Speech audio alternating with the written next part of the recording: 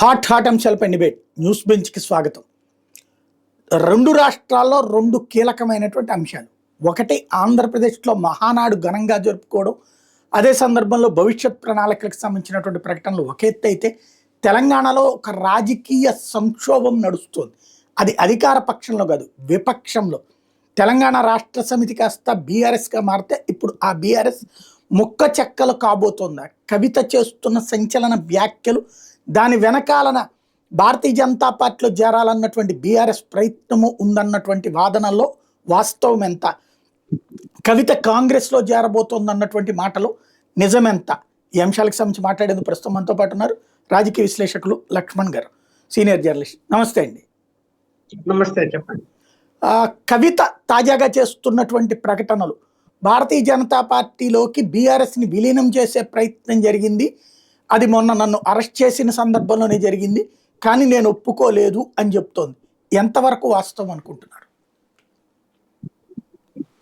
Bharatiya Janata party ఆ party ఎదగాలన్నా ఏ రాష్ట్రంలోనైనా ఆ party తక్కువ శాతం ఓట్లతో ఉన్నప్పుడు ప్రాంతీయ పార్టీల మీద ఆధారపడాల్సి వస్తుంది. కాబట్టి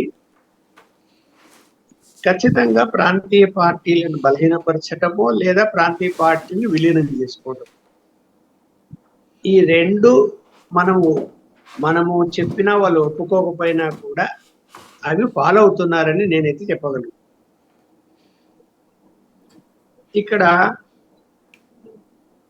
జగన్మోహన్ రెడ్డి గారిని ఎన్నికల ముందు, అంటే మొన్న 24 ఎన్నికల ముందు ఒత్తు పెట్టుకోమని భారతీయ జనతా పార్టీని ఆహ్వానించింది.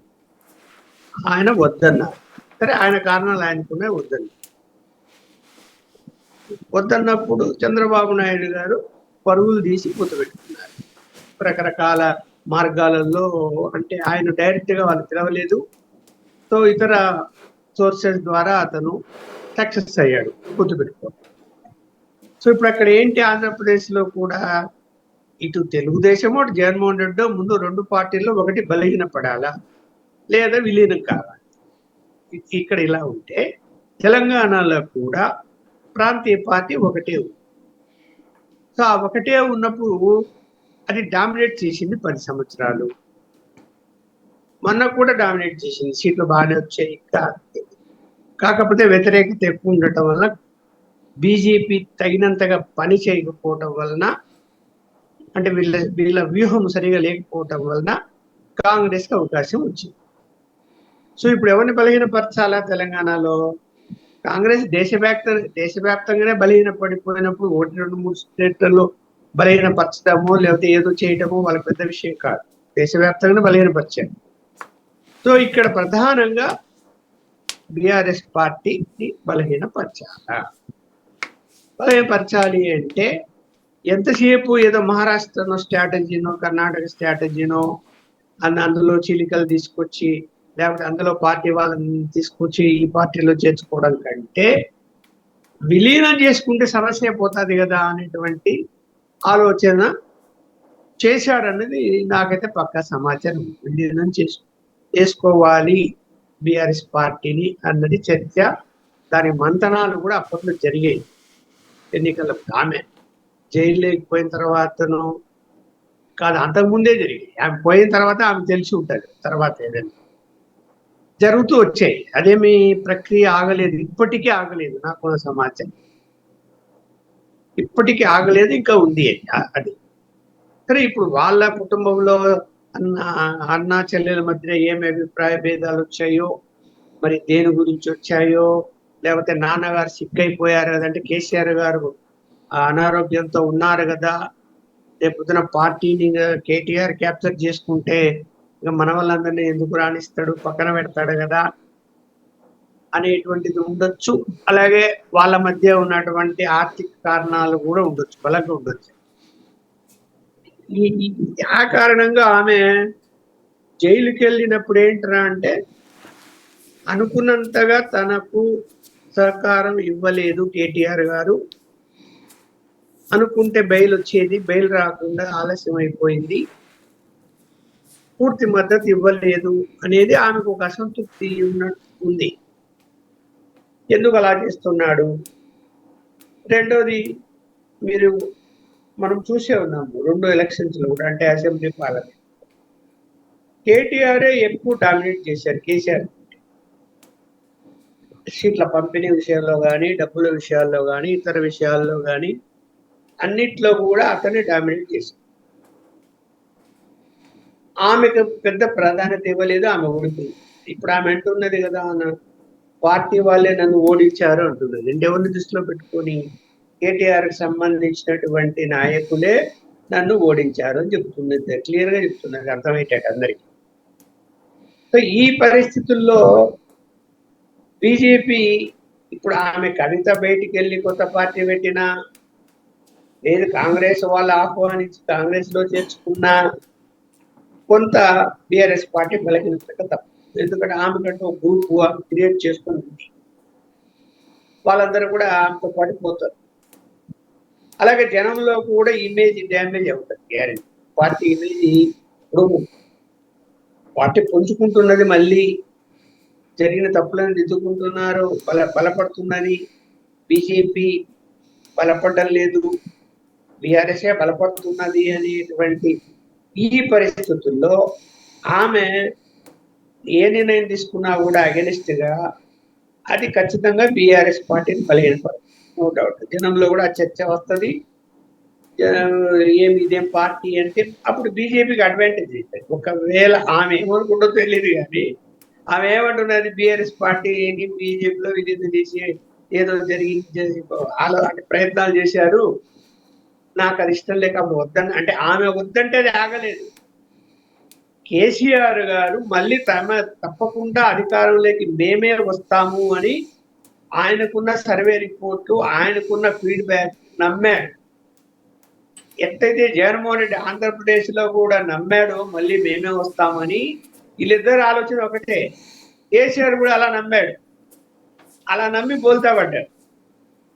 బోల్తా పడిన తర్వాత ఆమె ఈ రోజు చెప్పడం కాదు, అప్పుడే ఆ ప్రయత్నాలు జరిగాయి. ఇప్పుడు కొంపలు మునిగేది ఏముంది బీజేపీకి? ఆమె వెళితే పార్టీ పెట్టినా, కాంగ్రెస్ లో చేరినా బీజేపీకి ప్లస్ పాయింట్ అవుతుంది. ఎందుకు అంటే చాలా మంది ఇంకా బీఆర్ఎస్ పార్టీ మళ్ళీ అధికారంలోకి రాదేమో, దేశంలో కాంగ్రెస్ బలహీనం పడుతున్నప్పుడు కాంగ్రెస్ లో ఎందుకు, బీజేపీని అధికారంలోకి తీసుకొస్తాం నెక్స్ట్ అనేటువంటి ఆలోచన జనంలో మార్పు వస్తుంది, నాయకుల్లో మార్పు. సో అది ఎటు ఉపయోగపడుతుంది. కాకపోతే విలీనం అన్నది చిన్న విషయం ఇది కాదు. ఎందుకు అని చెప్తున్నానంటే, పార్టీ పుట్టింది దేని గురించి? ప్రత్యేక తెలంగాణ టీఆర్ఎస్ ని పెట్టుకున్నాడు, ఉద్యమాలు చేశారు, సాధించారు, రాష్ట్రం విడిపోయింది. అట్లా రాష్ట్రాన్ని తీసుకొచ్చినటువంటి ఒక రాజకీయ పార్టీని ఒక జాతీయ పార్టీలో విలీనం చేయాలనుకోవటం, ఒకవేళ అలాంటి ఆలోచన వాళ్ళు చేశారు అని ఈమె చెప్తున్నది. నాకు కూడా సమాచారం ఉన్నప్పుడు అది ఎంత బుద్ధి తక్కువ. ఇప్పుడు సెంటిమెంట్ తో కదా మీరు మీ పార్టీ పైకి వచ్చింది. కేవలం తెలంగాణ సెంటిమెంట్ ను రెచ్చగొట్టి మీరు పబ్బం గడిపారు, ఆంధ్రను తిట్టారు. అధికారంలోకి వచ్చింది హైదరాబాద్ లో ఉన్న ఆంధ్రులందరూ భయపడిపోయారు. అరే ఇక్కడ వ్యాపారాలన్నీ దెబ్బతింటాయి, రియల్ ఎస్టేట్ పడిపోతుంది, మనం తప్పు చేశామని మళ్ళీ నేలకు ఖర్చుకొని ఆంధ్ర వాళ్ళని తిట్టడం మానేసి తర్వాత అది సర్దుబాటు జరిగింది. అంత సెంటిమెంట్ తో మీరు పార్టీని తీసుకొచ్చి అధికారం లేకొచ్చి ఇవాళ బీజేపీలో విలీనం చేస్తే ఆ సెంటిమెంట్ ఏమైపోతుంది? ప్రజలు ఏమంటారు?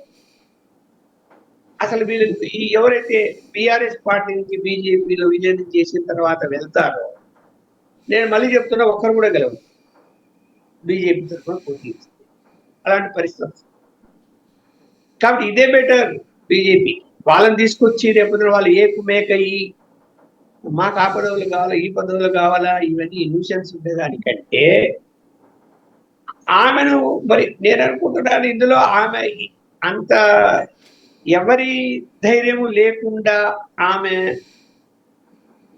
అత్యంత బలవంతుడైనటువంటి కేటీఆర్ ని వ్యతిరేకిస్తుంది అంటే ఆమెకు వెనక ఏ శక్తులు ఉన్నాయని. ఇప్పుడు అందరూ ఏమనుకుంటారంటే కాంగ్రెసే ఉందేమో, కాంగ్రెసే ఆమె రెచ్చగొట్టిందేమో, కాంగ్రెస్ సపోర్ట్ చేస్తున్నదేమో, ఎందుకంటే ఇక్కడ అధికారంలో ఉంది కాబట్టి ఆమె కొంచెం ఇదిగో ఆమె 7 మంది ఎమ్మెల్యే తీసుకొస్తుంది, ఆమెకు మంత్రి పదవి ఇస్తారట అని చెప్పి మాట్లాడుతున్నారు. అది కాదు నేనైతే అనుకుంటున్నాను. ఎందుకంటే కాంగ్రెస్ పార్టీలోకి ఆమె పోయే అవకాశాలు లేవు. పోయినా ఆమెకు విలువ కూడా అక్కడ ఉన్న ఆమెకు తెలుసు కాంగ్రెస్ కల్చర్ ఎలా ఉంటుందో.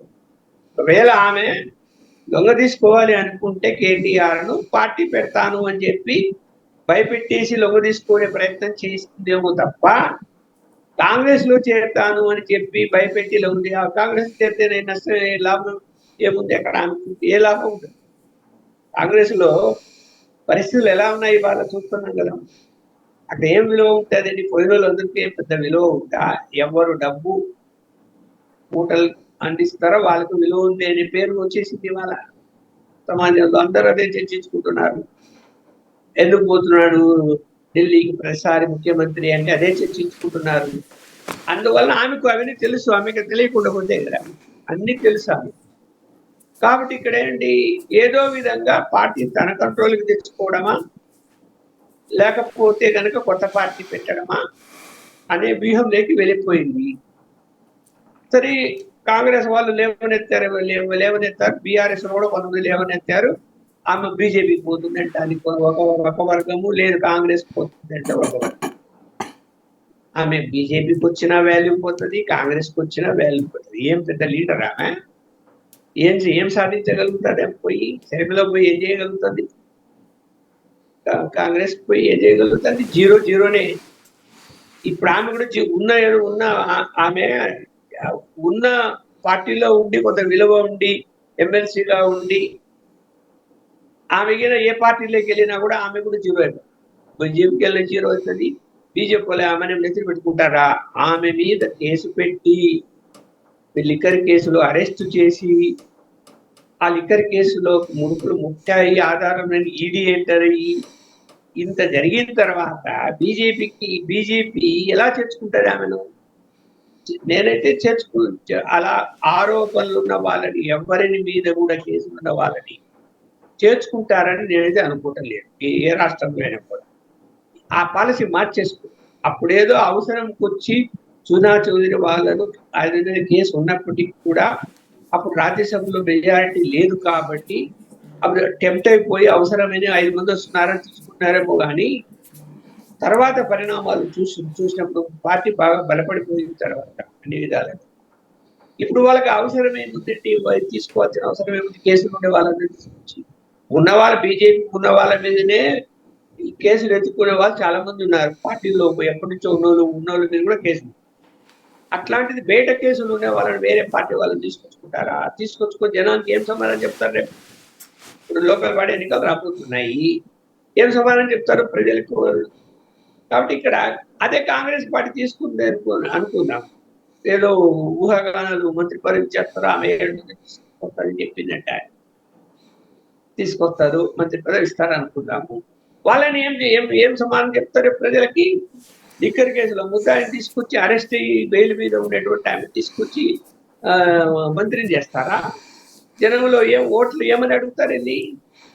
అందువల్ల ఏంటంటే ఇద్దరు కూడా ఆమెను ఉపయోగించుకుంటారేమో తప్ప బీఆర్ఎస్ బలహీనపరచడానికి వాళ్ళిద్దరు కూడా ఆమెను తీసుకొని లాభపడేదని అంటూ ఏమీ ఉండదు. ఆమె కూడా పోయినా కూడా ఆమె కూడా లాభపడేదంటూ ఏది. ఎట్లయితే షర్మిల రాజకీయ జీవితం జీరోలోకి వెళ్ళిపోయిందో ఈమె రాజకీయ జీవితం కూడా జీరోలోకి పోతుంది. ఎట్టుపోయినా అటుపోయినా ఎటుపోయినా. ఒకవేళ కొత్తగా పార్టీ పెట్టినా కూడా జీరోలోకి పోతుంది. సక్సెస్ కాదు. చెప్పండి. అంటే ఇక్కడ కవిత అసలు ఎందుకు అకస్మాత్తుగా ఇట్లాగా అంటే, ఒకటి పార్టీ వాళ్ళ నాన్న ఉన్నారు. ఇప్పుడు ఇక్కడ అనుకోండి, షర్మిలకి వాళ్ళ నాన్న లేరు, నాన్న లెగసీకి సంబంధించిన దాంట్లో కూడా అప్పుడేం ప్రాబ్లం ఫేస్ చేయలేదు. ఇప్పుడు ఏదో ఆర్థిక పరమైన అంశాలతో విభేదించింది, అది వేరు. కవితకు వచ్చేటప్పటికి ఆల్రెడీ ఎంపీ ఇచ్చారు, తర్వాత ఎమ్మెల్సీ ఇచ్చారు, ప్లస్ ఈవెన్ మొన్న ఇష్యూ జరిగినప్పుడు అంతగా సపోర్ట్ చేసుకుంటూ వచ్చారు. సరే, ఆమె కోరుకున్నంత అనిపించకపోయి ఉండొచ్చు, బట్ వచ్చిన తర్వాత కూడా ఆమెతో భారీ ర్యాలీ చేసి స్వయంగా చేయబట్టుకుని కేటీఆర్ వేదిక మీదకి తీసుకెళ్లి సబ్మిట్ ఇచ్చినటువంటి సందర్భం చూసాం.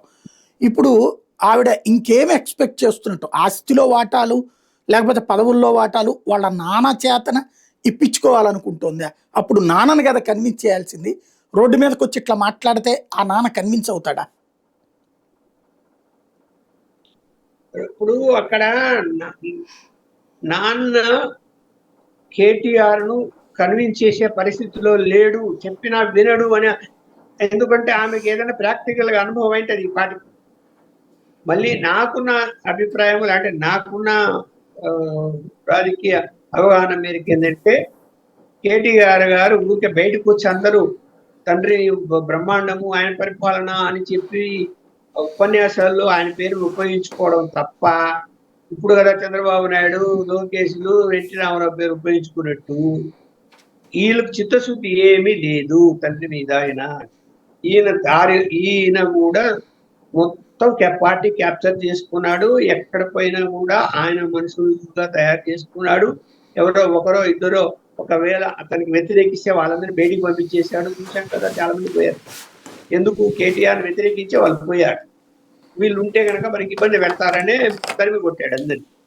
సో పార్టీ ఇప్పుడు టోటల్ గా ఆయన కంట్రోల్లో ఉంది. అది ఇంకా కేసీఆర్ నోరు మూసుకొని ఇంట్లో కూర్చోవయ్యా అని కేటీఆర్ అంటే కూడా కేసీఆర్ ఏం చేయలేని పరిస్థితి ఉందేమో అని నేను అనుకుంటున్నాను. అలాంటి పరిస్థితి, ఎందుకంటే ఆయన ఏ దాంట్లో ఇన్వాల్వ్ కావట్లేదు. మనం చూస్తున్నాం కదా, కేవలము ఫామ్ హౌస్ పరిమితం అయిపోయాడు. ఏదో మీటింగ్ వస్తే మాట్లాడడం వెళ్ళిపోతున్నాడు తప్ప రాజకీయ వ్యూహం అంతా కూడా ఎవరు కేటీఆర్ నడుపుతున్నాడు. ఏదైనా ప్రభుత్వానికి వ్యతిరేకత ఉద్యమాలు చేయాలన్నా, కేసులు పెట్టాలన్నా, మాట్లాడాలన్నా చాలా డాషింగ్ గా మాట్లాడుతున్నాడు అతను. అందువల్ల ఏమైపోయింది, క్యాప్చర్ చేసుకున్నాడు. ఆమెకు అర్థమైపోయింది క్యాప్చర్ చేసుకున్నాడు కాబట్టి ఇంకా ప్రయోజనం లేదు అని నాన్నగారికి లేఖ రాసింది. ఆ లేఖ రాసినప్పుడు ఆయన లేఖ చదివినా కూడా ఆయన ఏం చేయగలుగుతాడని కేటీఆర్ని పిలిచి చెల్లెలు కూడా కలుపుకో, నువ్వు ప్రెసిడెంట్ అయితే చెల్లెలు వర్కింగ్ ప్రెసిడెంట్ చేయి అని చెప్పగలుగుతాడా? చెప్పలే. అసలు వీళ్ళకు ఎందుకు ఇక్కడ మూలం ఏందిరా అంటే లిక్కర్ కేసే. ఎందుకు మూలమనేది నేను చెప్పనా? ఆమె ఈ లిక్కర్ వ్యవహారంలో ఆమె ఢిల్లీకి పోవడము, అవంతా వాళ్ళతో మాట్లాడము, అవన్నీ చేయటము, ఇవన్నీ కూడా ఆమె కేటీఆర్ కానీ కేసీఆర్ కానీ తెలిసి చేయలేదట. తాను ఇండిపెండెంట్ గా ఇది బయటికే రాదు ఏం చేసినా కూడా. కాబట్టి ఒక కొన్ని రోజుల్లోనే కోట్లు సంపాదించుకొని దగ్గర పెట్టుకోవచ్చు అనేటువంటి అత్యాశకు పోయి, తండ్రికి సమాచారం లేదు, కేటీఆర్ కి సమాచారం లేకుండా ఆమె లిక్కర్ బిజినెస్ లో ఇరుక్కుపోవటం అనేది వీళ్ళకి సర్ప్రైజ్ అయింది. ఆమె అందులో ఉంది అంటే మొదట నమ్మలేవి. తర్వాత ఆధారాలతో సహా ఈడీ, సిబిఐ వాళ్ళు అక్కడ లాడ్జీలోకి పోవడము, అక్కడ విజువల్స్ అన్ని తీసుకోవడము, సీసీ కెమెరాల్లో ఇవి అక్కడ ఉండడము, అక్కడ ఎవరెవరు వచ్చారు అన్ని బయటకు వచ్చిన తర్వాత పిలిచి మాట్లాడాడు కదా కేసీఆర్. వాళ్ళిద్దరి మధ్య ఏం జరిగిందో తెలియదు, కానీ ఆమెను పిలిచి మాట్లాడాడు కేసీఆర్. ఏం జరిగిందో తెలియనప్పుడు కేటీఆర్ ఎవరికి చెప్తారు? కేసీఆర్ దగ్గర పోయి చూడు ఇట్లా చేసింది, అసలు మనకు తెలియదు, మొత్తం డ్యామేజ్ అయిపోయింది కదా. ఇవాళ పార్టీ ఓడిపోవడానికి కారణము లిక్కర్ కేసే, ప్రధానంగా లిక్కర్ కేసు, తర్వాత కాళేశ్వరం ప్రాజెక్ట్. లిక్కర్ కే అంటే అవినీతి. ఈ అవినీతి కారణంగానే ఓడిపోయారు. దానికి కారణం ఇప్పుడు ఆమె కదా ఓడిపోవడానికి కారణం. అది కేటీఆర్ తండ్రి గారితో వాదించి ఉంటారు కదా.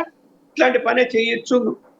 ఎన్నికల దగ్గరకు వస్తున్నాయి, మన వ్యూహంలో మనం ఉంటే ఆమె పోయి ఇలాంటి పనులు చేయొచ్చా అని. ఆమె కూడా అంటే ఒకరిద్దరు ఆమె దగ్గరికి పోయి కొన్ని పనులు చేయించుకునేటువంటి వాళ్ళు నాతో చెప్పిన మాట ఏంటంటే, ఆమె ఏదైనా ఆర్థికమైన ప్రయోజనాలు ఉందంటే ఆమె ఓన్ వేలో ఆమె చేస్తున్నది తప్ప ఆమె వీళ్ళతో ఏమి సంప్రదించో, వీళ్ళతో డిస్కస్ చేసో, లేకపోతే వీళ్ళకు భాగాలు ఇచ్చో ఏం చెయ్యదు. ఆమె తనకు ఏమి ఆదాయం వస్తుందో దాన్ని చూసుకొని అది చేసేస్తుంది అని చెప్పారు. అందువలన అలా జరిగి ఉండొచ్చు. అక్కడి నుంచి అభిప్రాయ భేదాలు స్టార్ట్ అయి ఉంటాయి. ఆమెకు సహకరించలేదండి, ఆమె నేను జైల్లో ఉన్నప్పుడు నాకు సరిగా సహకరించలేదండి. ఏం సహకరిస్తారు? ఇప్పుడు రాజకీయ పార్టీలు ఎలా ఉంటాయి, ఒక టార్గెట్ పెట్టుకుంటాయి. ఈసారి గెలిచాం, మళ్ళీ గెలవాలి. ఆ మళ్ళీ గెలవాలి అన్నప్పుడు లోపాయిపారిగా డబ్బు సంపాదించడము, ఎన్నికల ఫండు, ఎన్నికల కోసము ఎవరికి టికెట్లు ఇవ్వాలా, టికెట్ ఇస్తే ఎవరి దగ్గర డబ్బులు తీసుకోవాలా డబ్బున్నోళ్ళు ఎవరు ఇవన్నీ బయటికి రాకుండా చేసే ప్రయత్నాలు అవి. అలాంటి పరిస్థితుల్లో అరే ఎన్నికలు వస్తున్నాయి ఈ సంవత్సరము అనేటువంటి పరిస్థితిలో ఆమె లిక్కర్ కేసులో ఇరుక్కుపోయింది. ఏమవసరం ఆమెకు ఆ లిక్కర్ కేసులో ఏలు పెట్టాల్సినటువంటి అవసరం ఏంటి అన్నదికి అప్పట్లో బీఆర్ఎస్ లీడర్లు చాలా మంది అన్నారు కదా, ఆమె ఎందుకు ఏలు పెట్టింది దాంట్లోని, ఏమవసరం ఉంది అని. ఇప్పుడు ఆమెకు డబ్బు అవసరం ఉందనుకోండి, తండ్రి వాడా ఇస్తాడు కదా, లేదు ఎవరైనా ఇస్తారు కదా, పార్టీలో ఉండే బడా నాయకులు ఎవరైనా ఇస్తారు అవసరం ఉంటే. అది అన్ని వదిలేసి అందులో వెళ్ళి పెట్టేసి పెద్ద డ్యామేజ్ అయిన తర్వాత పార్టీకి ఓడిపోయిన తర్వాత ఇంకా ఆమె మీద కోపమే ఉంటుంది కానీ కేసీఆర్ కానీ కేటీఆర్ కానీ ప్రేమ ఎందుకు ఉంటుంది? చేరాని పని చేసింది, తప్పు చేసింది కదా. రైట్. ఇప్పుడు సాధారణంగా హరీష్ రావు ఇక్కడ కీలకమైనటువంటి పాత్ర. ఇంతకు ముందు తనని తొక్కి పట్టారు. ఇప్పుడు హరీష్ రావు దీంట్లో ఇటు కవిత వైపు ఉండటమా, కేటీఆర్ వైపు ఉండటమా అనేది తేల్చుకోవాల్సిన పరిస్థితి వస్తుందా? ఇప్పుడు హరీష్ రావు కూడా ఇప్పుడు ఎలాగైతే కేటీఆర్ తన ఓను గ్రూప్ ను క్రియేట్ చేసుకుని పెద్ద చేసుకున్నాడో, నేను అనుకుంటున్నాను ఈయనతో సమానంగానే ఆయన కూడా అంత పెద్ద గ్రూప్ అయితే ఉంటుంది. ఆమెకు లేదంట, ఏదో ఆమె చెప్తుంది 7 మంది ఎమ్మెల్యేలు వస్తారు అని చెప్తున్నది అనే వార్తలు వస్తున్నాయి. కానీ ఏంటంటే హరీష్ రావు డబ్బు సంపాదిస్తాడు, డబ్బు ఖర్చు పెట్టాడు. కేటీఆర్ డబ్బు సంపాదిస్తాడు, ఖర్చు పెట్టడు. అంటే నాకున్న అనేక అనేక ఆధారాలు అంటే మాట్లాడడం చెప్పడం దానిపై జనంలో ఎలా ఉంటారు, నాయకులు కానీ కార్యకర్తలు కానీ తమకు ఇబ్బంది అయినప్పుడు సహాయం చేసేవాడిని గుర్తిస్తారు, దగ్గర తీసేవాడిని గుర్తిస్తారు, అభిమానిస్తారు. ఇతను ఏం చేస్తాడంటే ఎవరికైనా కానీ సహాయం అనేది చేస్తాడు. అతని దగ్గరికి పోయిన వాళ్ళు అది సామాన్య ప్రజలు కావచ్చు, నాయకులు కావచ్చు, కార్యకర్తలు కావచ్చు. బట్ కేటీఆర్ అందుబాటులోనే ఉండడు. ముందు అపాయింట్మెంట్లే ఉండవు ఆయన, తెలుసా మీకు? 3 ఉంటారు పిఏలు, మీరు ఎవరిని అడుగు లేదు తెలీదు అని ఎస్కేప్ అవుతారు తప్ప కలవడానికి అవకాశమే లేదు. పోనీ ఇంటి దగ్గర ప్రజా దర్బార్ ఉంటుంది, ఏముండదు. 3 చోట్ల ప్లేసెస్ ఉన్నాయని ఎక్కడ ఏ రోజు ఉంటాడో తెలియదట. ఎక్కడికి పోతారు, ఎవరైనా పోయే వాళ్ళు ఇంటికి పోయి మాట్లాడాలి. అది ఆయన పద్ధతి, ఆయన స్టైల్ ఆఫ్ ఫంక్షన్. ఇతనట్లా కాదు, ఖచ్చితంగా ఇంట్లో దొరుకుతాడు. ఇంట్లో పొద్దున్న ఉన్నాడంటే జనం పోయారనుకో అందరినీ కలుపుతాడు పెట్టి, అప్పటికప్పుడు సమస్య పరిష్కరిస్తాడు. ఎవరైనా వచ్చినా పెళ్లి చేసుకుంటున్నా కూతురికి కానీ దండం పెట్టారనుకోండి, ఇంట్లో పోయి డబ్బులు తీసుకొచ్చి అమ్మాయికి ఎవరైనా కొనుక్కొనిచ్చి పంపిస్తాడు అప్పటికప్పుడే ఆన్ ద స్పాట్. అతని ఇమేజ్ బాగా పెరిగింది. కాకపోతే ఈ యొక్క కేటీఆర్ యొక్క వ్యూహములో అతను కూడా చిక్కుకొని ఉన్నాడు, బయటికి రాలేక. ఇప్పుడు పార్టీని క్యాప్చర్ చేద్దామా, అసంభవం. కేటీఆర్ అటు కవిత కానీ ఇటు హరీష్ రావు కానీ పార్టీని క్యాప్చర్ చేయనివ్వడు. ఒకవేళ చేసుకుంటామంటే కూడా కేసీఆర్ కూడా దానికి అంగీకరించకపోవచ్చు. కేటీఆర్ మీద ప్రేమ ఉండొచ్చు నేను అనుకుంటున్నాను. మరి నిజమో కాదో వాళ్ళిద్దరి మీద తెలియాలి. హరీష్ రావు ఎందుకు పైకి రావాలని చూస్తాడు కేసీఆర్? కూతురు మీద ఉంటే అభిమానం ఉండొచ్చు, కానీ కూతురు డ్యామేజ్ చేసింది కాబట్టి ఇంకా కొడుకు చాలా తెలివిగా వ్యవహారాలన్నీ నడిపాడు. దొరికితే దొంగ అన్నట్టు దొరికినప్పుడు కదా చాలా జాగ్రత్తగా నేను నడిపాడు. అందరూ తెలుసు ఎలా పరిపాలన జరిగింది 10 ఏళ్ళు. ఈ పరిస్థితుల్లో హరీష్ రావును బీజేపీ క్యాప్చర్ చేసే ప్రయత్నం చేస్తున్నదంటే నేను నమ్ముతాను.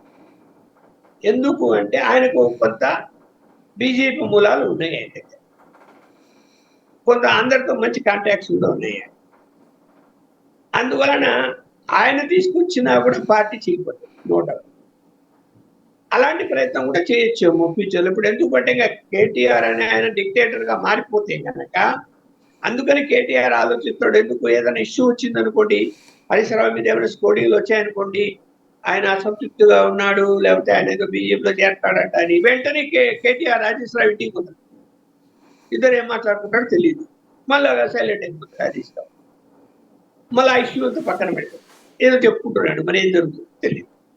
మొత్తం మీద ఏంటంటే ప్రాంతీయ పార్టీ అయినటువంటి బీఆర్ఎస్ రాబోయే కాలంలో ఖచ్చితంగా బలహీనపడే అవకాశాలు ఎక్కువ కనిపిస్తున్నాయి. కవిత అలా చేసి రేపొద్దున హరీష్ రావు అలా చేయడం చెప్పలేదు. కవిత కొత్త పార్టీ పెట్టింది అనుకోండి, ఇక బీజేపీలో లైన్ క్లియర్. హరీష్ రావు ఏముంది, హరీష్ రావు తీసుకునే విషయంలో వాళ్ళ బీజేపీ వ్యతిరేకత లేదు. ఇక్కడ ఆయన వద్దనే వాళ్ళు కూడా ఎవరు లేరు నాకున్న అవగాహన. అందువలన ఛాన్సెస్ ఎక్కువ ఉన్నాయి. కాకపోతే అంటే జాతీయ పార్టీలకు వెళ్ళిన తర్వాత ఏంటంటే వెయిట్ అండ్ సీ అనేది ఉంది. ఎందుకంటే వాళ్ళు పోతానే నెత్తిని పెట్టుకునేటువంటి పరిస్థితి ఉండదు. స్టెప్ బై స్టెప్ ఏదైనా అవకాశాలు కల్పిస్తారు, కానీ పోతానే అవకాశాలు కల్పించిన గవర్నమెంట్ మారుతూ ఆ గవర్నమెంట్ ఎంబడే వస్తూ ఉంటే అది వేరే విషయం. ఇప్పుడేమి అట్లా హరీష్ రావు పోయిన గవర్నమెంట్ మారేది లేదు, బీజేపీ గవర్నమెంట్ వచ్చి లేదు, లేదా బీఆర్ఎస్ గవర్నమెంట్ వచ్చింది. రెండు కలిసినా కూడా అధికారంలోకి వచ్చే పరిస్థితి లేదు. అందువలన నెక్స్ట్ ఎలక్షన్స్ లో స్ట్రాటజీ మేరకు మనం ఆలోచించినప్పుడు బీఆర్ఎస్ పార్టీని బలహీనపరచడానికి ఎంత ఎంత ప్రయత్నాలు జరగాలనో అంటే బీజేపీ తరఫున అన్ని జరుగుతాయని. రైట్. ఇప్పుడు వాస్తవంగా బీజేపీ ప్రాంతీయ పార్టీలను బలహీనపరచడము అనేటువంటివి జరిగినాయి. అందులో మొక్కలై ఇప్పుడు ఫర్ ఎగ్జాంపుల్ శివసేన మొక్కలై ఒక మొక్క వచ్చి చేరడం, లేకపోతే ఏఐఏడిఎంకే మన బలహీనపడితే ఇప్పుడు అది బలపడితే చివరికి బీజేపీని వెళ్ళి వాళ్ళతో కలిసినటువంటి పరిస్థితి ఉంది. అలాగే తెలుగుదేశం పార్టీ ఇక్కడ మీరు ఇందాక చెప్పినట్టుగానే వీళ్ళు వైసీపీని అడిగారు, కాదనుకున్నప్పుడు తెలుగుదేశం వీళ్ళు అప్రోచ్ అయ్యేటప్పటికి యాక్సెప్ట్ చేశారు. బట్ ప్రధాన భూమిక తెలుగుదేశాన్ని అవుతుంది. అట్లాగా బీజేపీ బీఆర్ఎస్తో పొత్తు దిశగా వెళ్తుందా? విలీనాలు చేయడం అయితే ఇంతవరకు ప్రాంతీయ పార్టీలు ఏమీ బీజేపీలో విలీనం చేసిన దాఖలాలు లేవు. ఇంకా ఏ షర్మిల ఆవిడ పార్టీని తీసుకెళ్లి కాంగ్రెస్లో విలీనం చేసిన దాఖలాలు ఉన్నాయి. ఈవెన్ చిరాగ్ పాస్వాన్ వాళ్ళ పార్టీ కూడా పార్టీగానే నడపనిస్తున్నారు. వీళ్ళు అలాగే అసలు పొత్తు వైపుకు వెళ్లేందుకు సిద్ధంగా ఉంటారా బీఆర్ఎస్తో? ఒకటి ఒక మంచి ప్రశ్న వేశారు మీరు అన్నట్టు. ఏంటంటే విలీనం చేసుకోవడము, బలహీనపరచడం.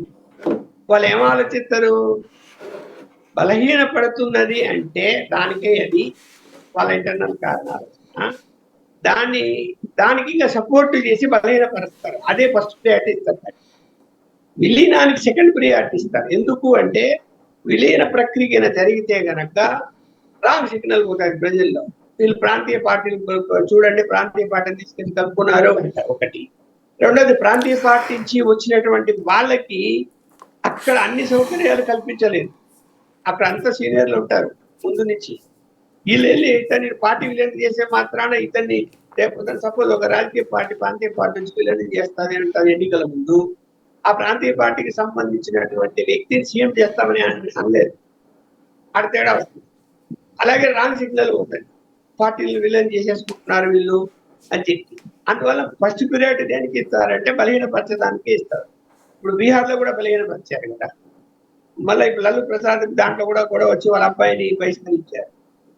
అలా ఏ పార్టీ స్ట్రాంగ్ గా ఉంది ప్రాంతీయ పార్టీ అంటే వాళ్ళ రీజన్స్ తో వాళ్ళు బలహీనపడే విధంగా పావులు కలుపుతారు. దానికి మారల్ సపోర్ట్. ఇప్పుడు నేను అనుకుంటున్నాను కవితకు మారల్ సపోర్ట్ ఎందుకు ఇవ్వకుండా బీజేపీ ఇస్తున్నదేమో. నువ్వు ప్రొసీడ్ గా ఆమె ఉన్నా వెనకన్నారు అనుకోండి, కానీ ఆమె బీజేపీని వ్యతిరేకిస్తుంది కదా. బీజేపీని వ్యతిరేకిస్తుంది, బీజేపీని విమర్శిస్తుంది. అసలు బీజేపీతో వీళ్ళు అన్న కలవబోతున్నాడు అన్నటువంటి ఉద్దేశంతోనే తను ఎదురు తిరుగుతున్నానని చెప్తోంది. అదంతా నాటకాలు. ఆమె ఏదో ఒకటి మాట్లాడాలి కాబట్టి మాట్లాడుతుందని నేను అనుకుంటున్నాను. కానీ పొత్తు పెట్టుకునే వరకు చర్చలు ఆ ప్రాంతీయ పార్టీలను అడిగిన మాట వాస్తవం. అక్కడ జగన్మోహన్ రెడ్డి గారు కానీ ఇక్కడ బీఆర్ఎస్ పార్టీ ఆ పొత్తుల విషయంలో ఇద్దరు మళ్ళీ మాట్లాడుకొని ఇద్దరు వ్యతిరేకించారు. ఇక్కడ వీళ్ళు వద్దన్నారు, ఇక్కడ వాళ్ళు. ఎందుకు? ఫుల్ కాన్ఫిడెన్స్, మళ్ళీ మనమే వస్తాము అని.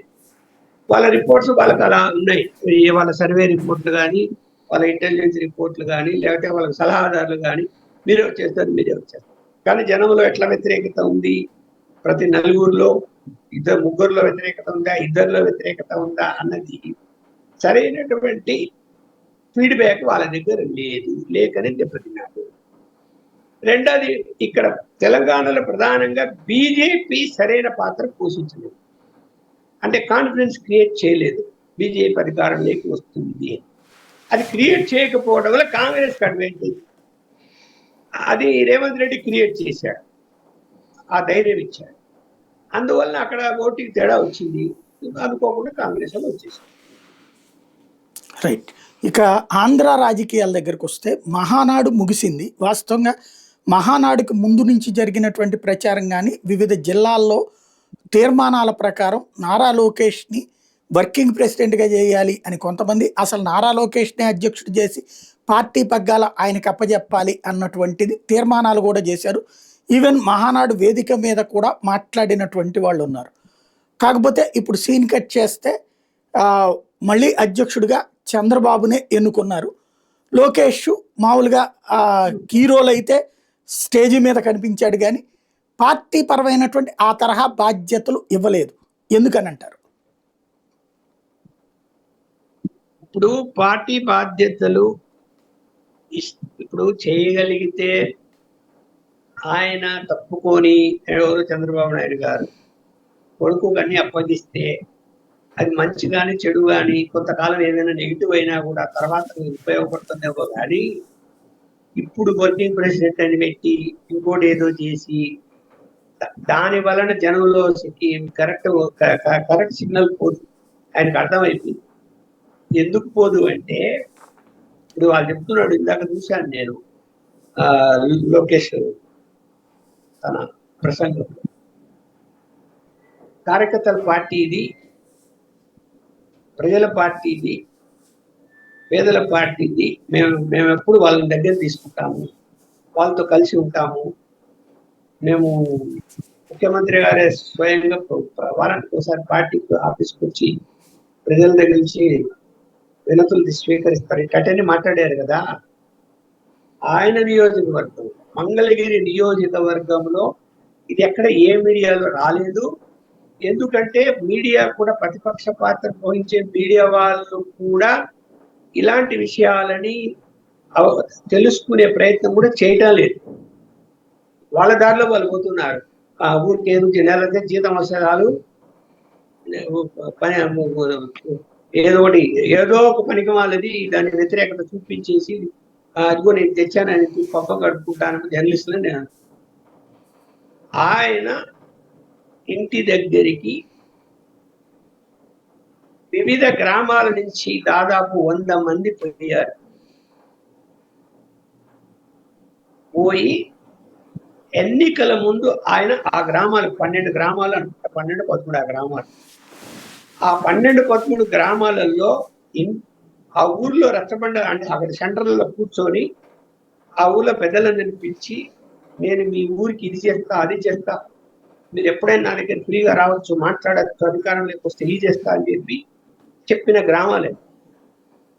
ఏమీ చేయలేదు ఇప్పటి వరకు, 11 ఏళ్ళు ఏమీ చేయలేదని వాళ్ళందరూ సరే ఒకసారి వెళ్ళి మన నాయకుడు మంత్రి అయ్యాడు కదా వెళ్దాము, మనం అడిగితే బాగుంటుంది, అడగకపోతే ఆయన బిజీలో ఆయన ఉంటాడని అందరు కట్టగట్టుకొని అక్కడికి పోయారు.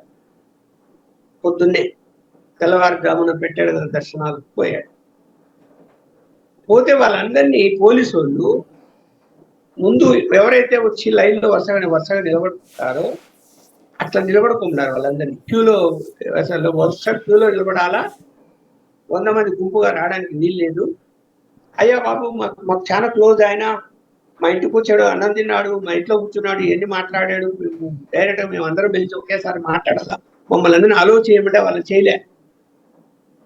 చేయకపోతే వీళ్ళు తోసుకొని ముందుకెళ్ళాడు. ఆయన బయటకు వస్తూనే ఈ సైడ్ ఉండే వాళ్ళందరూ కూడా ఒక లైన్ ఉంది, ఈ సైడ్ వీళ్ళు తోసుకొని ముందుకెళ్తే ఆయన ఇలా చూసి లైన్లోకి రండి అని గట్టిగా వచ్చాడు వాళ్ళందరినీ. మీరు వచ్చి లైన్లో నిలబడి లైన్లో రాండి అన్నాడు ఆయన. అంటే ఏమైపోయింది, ఏం చేశారు, ధర్నా చేశారు. అక్కడ మొత్తం అందరూ 100 మంది కూర్చున్నారు, నినాదాలు చేశారు. చేస్తే అప్పుడు ఇతను రియలైజ్ అయ్యి వాళ్ళు ఎవరు ఎక్కడి నుంచి వచ్చారని కనుక్కొని అందులో ఒక 6 మంది రండి, ఒక్కొక్క ఊరి నుంచి ఒకరు ఇంపార్టెంట్ లీడర్స్ మాట్లాడతానని మళ్ళీ వాళ్ళందరినీ తీసుకెళ్లి రూమ్ లో కూర్చోని మాట్లాడితే ఎన్ని అడగాలనో అన్ని అడిగారు. నువ్వు మా ఇంటికి వచ్చావు, మా ఊరికి వచ్చావు, ఇది చేస్తా అన్నావు, ఇంతవరకు చేయలేదు, మాకు అపాయింట్మెంట్లు లేవు, మళ్ళీ మా ఊరికి కూడా రాలేదు నువ్వు. మేము ఎవరికి వచ్చి మా గోడు చెప్పుకోవాలి, ఇప్పుడు వస్తే క్యూలో నిలబడమని చెప్తావా, మమ్మల్ని క్యూలో నిలబడుకొని రావాలని మేమందరము రా మా ఊరికి ఈసారి ఎన్నికల్లో నువ్వు ఓట్ల కోసం అడగడానికి రా ఈసారి, మేము మా ఊర్లో మీకు సమాధానం ఏం చెప్పాలో అది చెప్తామని లేచి వెళ్ళిపోయారు. ఇలా ఉంటుంది పరిపాలన, వీళ్ళ పరిపాలన ఇలా ఉంటది.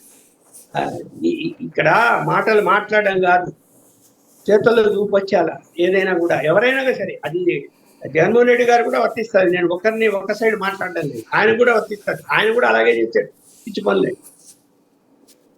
ఇక్కడ ఇలాంటి పరిస్థితుల్లో మీకు ఇంకో రెండో విషయం ఏముంది, తను ప్రభుత్వ కార్యకలాపాల్లో విపరీతంగా జోక్యం చేసుకుంటున్నాడు, ఏమి సందేహం లేదు. యాజ్ ఆన్ టుడే అని కూడా చెప్పగలుగుతాను నేను, ఈ నిమిషం వరకు అంట చేసుకుంటున్నాడు.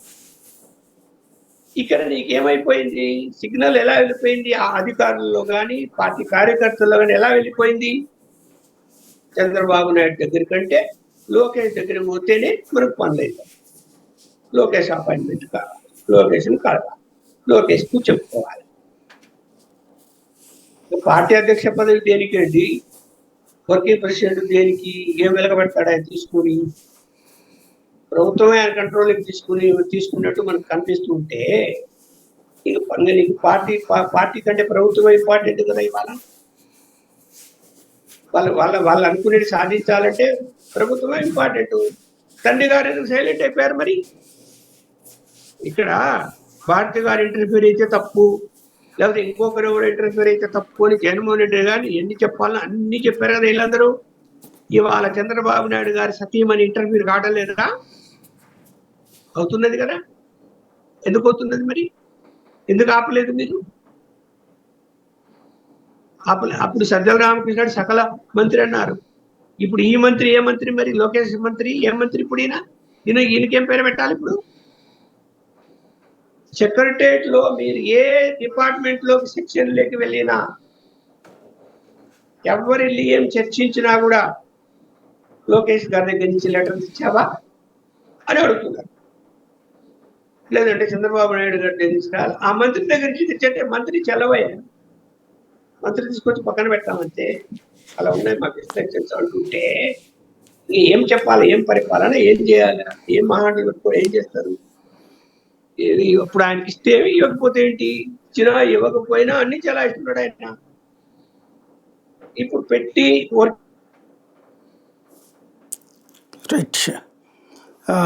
ఇక్కడ ప్రధానమైనటువంటిది మహానాడు లాంటి వాటిట్లలో కూడా అద్భుతమైనటువంటి కార్యక్రమం జరిగింది అనుకోవచ్చా అన్నటువంటిది ఒక ఆస్పెక్ట్. ఓవరాల్గా ఇక్కడ మహానాడు ఘనంగా జరపడం ద్వారా తెలుగుదేశానికి ఊపు వచ్చింది అనుకోవాలా? ఇవన్నీ ఇప్పుడు ఈవెంట్స్, ఆర్గనైజ్డ్ ఈవెంట్స్. ఎక్కడ తెలుగుదేశం కార్యకర్తలు ప్రేమతో పరుగులు తీసి బస్సులు ఎక్కి రైళ్ళు ఎక్కి ఎన్టీ రామారావు టైంలో మేము చూసాము. అలాంటి వాతావరణం ఏ రాజకీయ పార్టీకి ఇవ్వాల లేదు.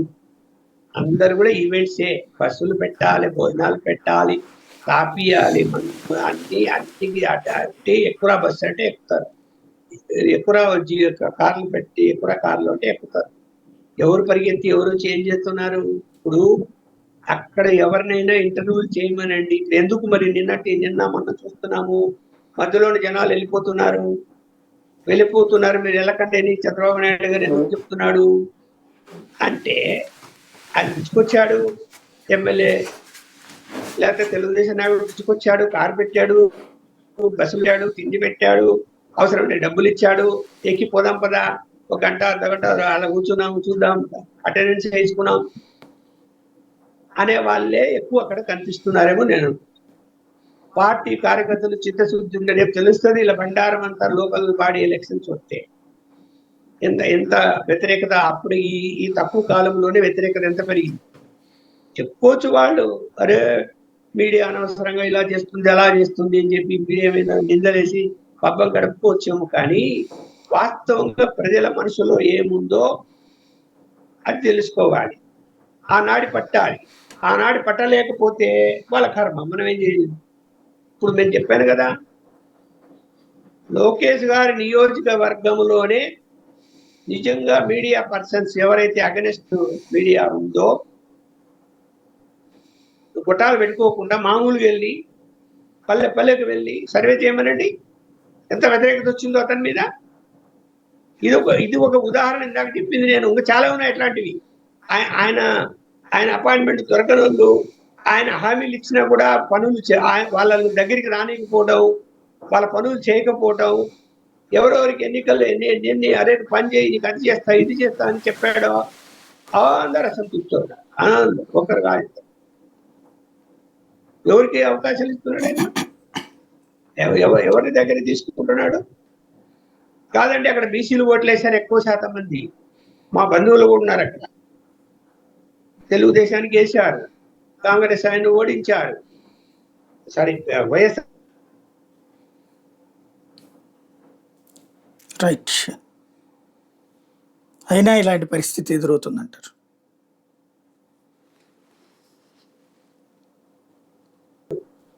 ముఖ్యమైనటివి ఏమన్నా ఇప్పించాడా, గుర్తించి ఇచ్చాడా, అది పనిచేస్తుంది రేపు అక్కడ. ఏమి లేదు. వాళ్ళు మళ్ళీ వచ్చేసరికి ఏం ఆలోచిస్తారు, ఎవరు డబ్బులు బాగా పెట్టుకుంటాడు, ఎవరు చందాలు ఇస్తున్నాడు, ఎవరు మన క్యాస్ట్ ఎవరు, ఇవే కదా చూస్తున్నారు. ఇప్పుడు కార్పొరేషన్లని నింపారు, 90% మంది వార్త అందరు జనంలో అలా మాట్లాడుకుంటున్నారు. 90% మంది డబ్బులు ఇచ్చి పదవులు తీసుకున్నారు. మరి ఏం చెప్పాలి దానికి మనం? డబ్బులు ఇచ్చి పదవులు తీసుకున్నట్టు ఏం చెప్పాలి? వాళ్ళందరూ అయితే స్వచ్ఛందంగా వచ్చిందని చెప్తున్నారు. వాడు నీకు తెలుగుదేశం మీద ప్రేమో, లేకపోతే చంద్రబాబు మీద ప్రేమో, లోకేష్ మీద ప్రేమతో ఉంటాడు అతను? ఉండడు కదా. రైట్. అంటే వాళ్ళైతే స్వచ్ఛందంగానే వచ్చిందని చెప్తున్నారు కదా, తమ కష్టానికి ప్రతిఫలంగా. వాళ్ళకి తమ కష్టానికి ప్రతిఫలంగా వచ్చిందంటే నాకు ఇప్పుడు ఆ విషయాలు బయటికి చెప్పుకోలేరు కదా, బయటికి చెప్పుకోగలుగుతారా? చెప్పుకోలేరు కదా. సో మమ్మల్ని ఇప్పుడు మళ్ళీ వీళ్ళు చెప్తారు కదా పొద్దున్నే, అదిగో మేము ఈ ఫలానా క్యాస్ట్ గుర్తించి ఇచ్చాం, క్యాస్ట్ ఈక్వేషన్లు చూసాం, అందరిని సమానంగా చూసాం. ఇంకా ఈ మధ్య కొత్తగా మొదలు పెట్టారు మన ఇచ్చిన కథనాలలో. ఏమి అమరావతి ఉద్యమ గారు జేఏసీ నుంచి కూడా ఇచ్చాం, పోస్ట్ ఇద్దరికి ఇచ్చారు. ఆ ఇద్దరులో ఒక ఆయన జేఏసీలో ఏ రోజు పనిచేయలేదు, ఇంకొక ఆమెకి ఇచ్చారు. సరే, ఆమె కొంతవరకే పనిచేసింది, కానీ ఆమె కూడా సంపూర్ణంగా ఏం పనిచేయలేదు. కాకపోతే వాళ్ళు ప్రెస్ రిలీజ్ లోనే రాశారు, అది నేను చెప్పడం కాదు, పేపర్లో కూడా వచ్చింది. జేఏసీ ఫలానా వాళ్ళు ఈ పార్టీ బీజేపీ జనసేన తెలుగుదేశం అని రాసుకుంటూ వచ్చి ఒక ఇద్దరికి వచ్చేసరికి జేఏసీ అని కొత్తగా పెట్టారు. జేఏసీ కూడా ఇచ్చాము అని. అయ్యా బాబు, జేఏసీ కూడా పదవి ఇచ్చారని చెప్పుకుంటున్నారు. ముందు అక్కడ రైతులు ఎలా ఏం ఆలోచిస్తున్నారో, వాళ్ళ పద్ధతులు ఎలా ఉన్నాయో చూడండి. ఇదంతా ఎందుకు జరుగుతున్నది అంటే, లోకేష్ నిర్ణయాన్ని మార్చే అధికారం ఎవరికి లేకపోవడం వలన ఆయన దగ్గరికి వెళ్ళి, అయ్యా బాబు ఇది కాదు పద్ధతి, నువ్వు ఇదిగో ఇన్ని ఫలానా పేరు. ఒక మంత్రి తన శాఖలో ఒక చైర్మన్ పెట్టాలనుకుంటే ఒక పేరు పంపిస్తే, లోకేష్ నుంచి ఆ చైర్మన్ పెట్టాలని ఇంకొక పేరు పోతే కరెక్టే అది? ఆయనకి తెలియని మంత్రికి ఆ లెటర్ వచ్చిందని సిఎంపీసీ వాళ్ళు చెప్తున్నారు, ఈ లెటర్ వచ్చింది, నువ్వు ఇది పంపావు, ఆ లెటర్ ఆయన దగ్గర నుంచి వచ్చింది. వాళ్ళే సర్ప్రైజ్ అవుతున్నారు. మరి ఏం చెప్పాలి దానికి? అంటే